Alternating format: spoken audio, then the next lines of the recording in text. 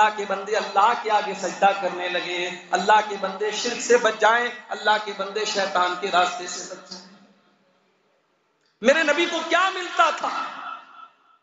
میرے نبی طائف کے Hey there. بازاروں میں Subscribe to my channel. And also press Taif کے this bell icon. گلیوں میں، طائف کے چوراہوں میں میرے نبی پر پتھر برسائے جا رہے ہیں۔ میرے نبی کو کیا حاصل تھا؟ میرے نبی کو بس ایک ہی دھن تھی، فَلَعَلَّكَ بَاقِعٌ نَفْسَكَ عَلَىٰ آثَارِهِمْ إِن لَّمْ يُؤْمِنُوا بِهَٰذَا الْحَدِيثِ أَسَفًا۔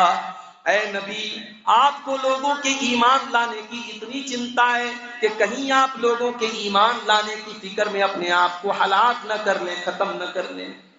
یہی فکر میرے نبی کو تھی کہ لوگ ایمان لے آئے، لوگ توحید پائیں۔ آپ نے اپنے آپ کو دنیا داری سے دور رکھا، اور اپنے آپ کو ہی نہیں، اپنے اہل بیت کو بھی آپ نے دنیا داری سے دور رکھا۔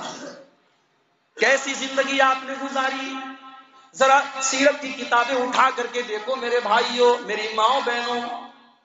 آج تو اگر شوہر کسی ارمان کو پورا کرنے میں کوئی کمی کر دے، بیوی کا کوئی شوق پورا نہ کر پائے، تو بیویاں ناشکری کرنے لگتی ہیں، بیویاں تانا مارنے لگتی ہیں۔ بات یہاں تک پہنچ جاتی ہے کہ مائکے تک سے تانا آنے لگتا ہے کہ ہمارا داماد تو بڑا پٹیچر ہے، ہماری بیٹی کی یہ خواہش بھی نہیں پوری کر پا رہا ہے۔ میری پیاری ماں بہنوں، زندگی میں صبر بھی تو کسی چیز کا نام ہے، قناعت بھی تو کسی چیز کا نام ہے۔ اللہ کے نبی کی بیویوں نے کس طریقے سے زندگی گزاری ہے، ذرا آپ وہ بھی مطالعہ کر کے دیکھیں۔ اما عائشہ اپنے بھانجے سے کہتی ہیں، حضرت عروہ بن زبیر سے کہتی ہیں کہ اے میرے بھانجے، 2 مہینہ گزر جایا کرتا تھا اور محمد عربی کے گھر میں چولہا نہیں جلتا تھا۔ 2 مہینے کا چاند ہم دیکھ لیتے تھے اور ہمارے گھروں میں چولہا نہیں جلتا تھا۔ حضرت عروہ نے پوچھا کہ خالہ جان پھر آپ کا گزارا کیسے ہوتا تھا؟ فرمایا الاسودان، ہم 2 چیزیں کھا کر کے گزارا کر لیا کرتے تھے، التمر والماء، ہم کھجور کھا لیا کرتے تھے، پانی پی لیا کرتے تھے۔ یہ زندگی گزاری اللہ نے، فاقے کیے ہیں آپ۔ زندگی میں بڑا کم ایسا موقع آیا کہ آپ نے پیٹ بھر کے کھانا۔ ایک مرتبہ حضرت عمر فاروق رضی اللہ تعالیٰ عنہ آپ سے ملنے کے لیے آئے، آپ کے حجرے میں داخل ہوئے، معمولی سا چٹائی بچھا ہوا ہے، کنارے پانی کا مشکیزہ رکھا ہوا ہے، ایک لکڑی کا پیالہ ہے، تھوڑی سی جو کنارے رکھی ہوئی ہے، یہی کل کائنات ہے محمد رسول اللہ کے کمرے کی۔ عمر ابن خطاب کچھ کہتے تو نہیں ہیں، آنکھوں میں آنسو بھر آتے ہیں اور کہتے ہیں کہ اللہ کے نبی، قیصر و کسریٰ جو دنیا کے بادشاہ ہیں وہ تو عیش و آرام سے اپنے اپنے محلوں میں رہتے ہیں، اور اے اللہ کے نبی آپ تمہارے دلوں کے بادشاہ ہیں، آپ تمہارے دلوں پر حکومت کرتے ہیں، آپ ایسی زندگی کیوں گزارتے ہیں؟ اللہ کے نبی نے فرمایا اما ترضیٰ ان تکون لہم الدنیا ویکون لنا الآخرہ۔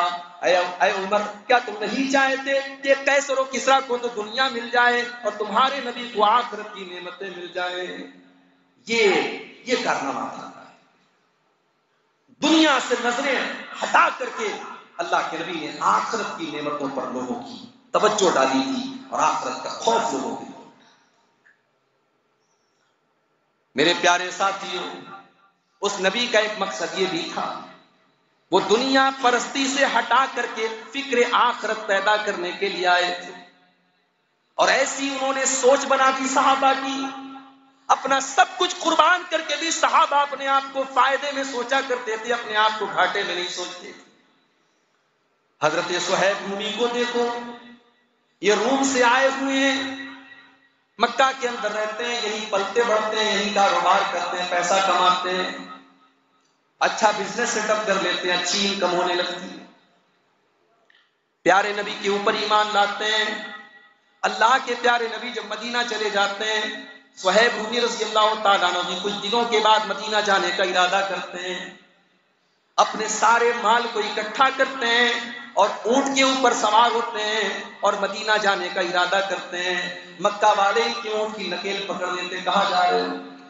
اے صہیب کہاں جا رہے ہو؟ کہتے میں تو یثرب جا رہا ہوں، مدینہ جا رہا ہوں۔ کہا کہ اتیتنا صعلوکا لا مال لک، اے صہیب جب تم مکہ آئے تھے تمہارے پاس پھوٹی کوڑی نہیں تھی، سارا پیسہ تو تم نے ہمارے بیچ میں رہ کر کے کمایا اور اب چاہتے ہو کہ سب لے کر کے مدینہ چلے جاؤ. اے صہیب ہم تمہیں ایسا کرنے نہیں دیں گے, تمہیں جانا ہے تم جاؤ, لیکن سارا مال تمہیں یہاں چھوڑ کے جانا پڑے گا.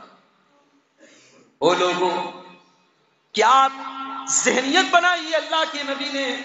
حضرت صہیب رومی ایک سیکنڈ بھی نہیں لیتے فیصلہ کرنے میں, اور کہتے ہیں کہ اے لوگوں اگر میرا مال لے کر کے تم مجھے چھوڑ دیتے ہو تو ٹھیک ہے, سارا مال تم لے لو, مجھے مدینہ جانا ہے. ساری زندگی کی کمائی ان کے حوالے کر دیتے ہیں اور خالی ہاتھ مدینہ جاتے ہیں. مدینہ جاتے ہیں, فجر کی نماز کا ٹائم ہے, اللہ کے پیارے نبی فجر کی نماز پڑھا رہے ہیں. آپ نے سلام پھیرا, پیچھے ایک نیا چہرہ نظر آیا, آپ نے غور سے دیکھا تو صہیب رومی ہے. نبی اکرم کھڑے ہوئے, اپنے صحابی کو گلے لگایا اور آپ نے فرمایا اللہ کی طرف سے آپ کو سارا معاملہ بتا دیا گیا تھا. آپ نے فرمایا اے صہیب ربحت البیع ربحت البیع, تو نے بڑے فائدے کا سودا کیا, تو نے بڑے فائدے کا سودا کیا, تو نے کوئی گھاٹے کا سودا نہیں. ساری زندگی کی کمائی داؤں پہ لگا دی اپنے ایمان کو بچانے کے لیے, اپنے نبی کی محبت کے لیے. میرے بھائیوں یہ جذبہ پیدا کیا تھا جناب محمد رسول اللہ صلی اللہ علیہ وسلم نے, ان کے دلوں میں آپ نے فکر آخرت پیدا کی تھی. صاحب اللہ کے نبی دنیا میں ایک اور مقصد کے لیے آئے, آپ دنیا میں اللہ کا راستہ بتانے کے لیے آئے. بخاری اور مسلم کی روایت ہے, حضرت جابر کہتے ہیں کہ اللہ کے نبی سوئے ہوئے تھے, کچھ فرشتے آتے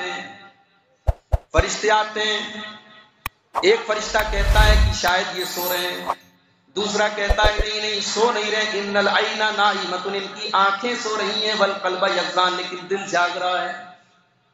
سن لو, آج اس مسجد سے میں یہ بھی کہہ دیتا ہوں